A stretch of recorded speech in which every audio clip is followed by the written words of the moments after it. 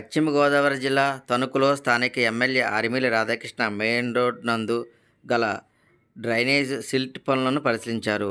మరియు గత ప్రభుత్వంలో 5 సంవత్సరాల పాలనలో తణుకు మున్సిపాలిటీ కౌన్సిల్ లేని సమయంలో ఎమ్మెల్యేగా, మంత్రిగా ప్రతి దానిలో బటన్ పెద్ద ఎత్తున అవినీతికి పాల్పడిన వ్యక్తి కారుమూరి వెంకటనాగేశ్వరరావు అని ఆర్మిల్లి రాధాకృష్ణ అన్నారు.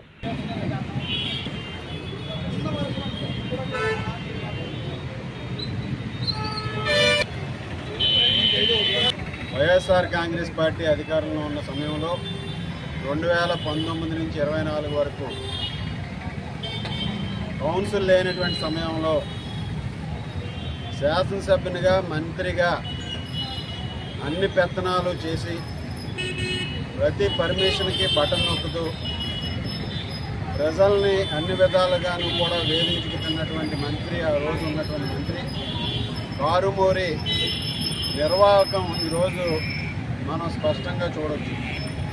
ప్రజా ఆరోగ్యాన్ని ఏ విధంగా నిర్లక్ష్యం చేశాడో, కనీసం అవగాహన లేకుండా, కనీసం మానిటరింగ్ లేకుండా తణుకు పట్టణంలో పారిశుద్ధ్యాన్ని పూర్తిగా పడకెక్కించినటువంటి పరిస్థితి ఈరోజు కనిపిస్తుంది. ఈ మేము వచ్చి అధికారంలోకి వచ్చి 40 రోజులు అవుతుంది. ఈ 40 రోజులుగాను కూడా తణుకు పట్టణంలో ఉన్నటువంటి స్మాల్, మీడియం, మేజర్ డ్రైన్స్ అన్నీ కూడా చూస్తుంటే పూర్తిగా సిల్ట్లతో ప్యాకప్ అయిపోయి కనీసం మురుగునీరు ప్రవహించడానికి ఎక్కడా కూడా ఆస్కారం లేకుండా అన్ని డ్రైన్లు కూడా సిల్ట్తో ప్యాకప్ అయిపోయినాయి.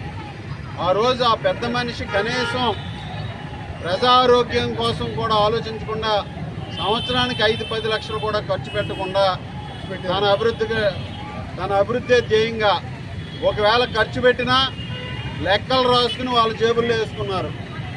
ఇక్కడ మాత్రం డీసిల్టింగ్ చేయలా. ఈరోజు ఒక్కొక్క డ్రైన్ తీస్తుంటే 4 అడుగులు 5 అడుగులు సిల్ట్ అంతా కూడా ప్యాకప్ అయిపోయినటువంటి పరిస్థితి మీడియా వారు కూడా చూశారు, ఏ విధంగా ఉన్నాయి డ్రైన్లన్నీ కూడా అని.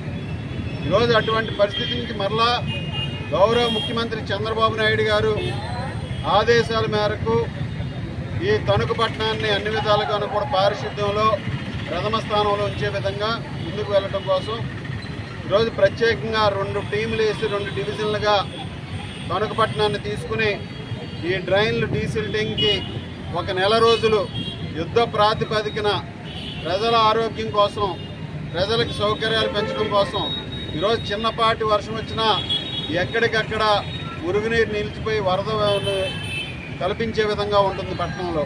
అటువంటి పరిస్థితి నుంచి మరలా ప్రజలకు అన్ని సౌకర్యాలు కల్పించే విధంగా ఈరోజు ఈ డ్రైన్లన్నింటినీ కూడా డీసిల్టేషన్ స్కెడ్యూల్ కూడా ఇచ్చి ఆగస్టు 31 వరకు 2 టీములను ఏర్పరిచి డివిజన్ 1, డివిజన్ 2 కింద రోజుకి 40 మంది ప్రత్యేకమైనటువంటి టీములను ఏర్పరిచి చేయడం నిర్ణయం తీసుకున్నామని, అందులో భాగంగా ఈరోజు పట్టణంలో అనేక ప్రాంతాల్లో డీసిల్టేషన్ చేస్తున్నాం. దీనికి ప్రజలందరూ కూడా సహకరించాలి, ప్రజలు కూడా భాగస్వాములు అవ్వాలి. మీ వార్డుల్లో జరుగుతున్నటువంటి డీసిల్టేషన్ ప్రోగ్రాముల్లో మీరు కూడా పాల్గొని డ్రైనేజీల పరిస్థితి ఏ విధంగా ఉందనేది మనందరం కూడా చూడాలి.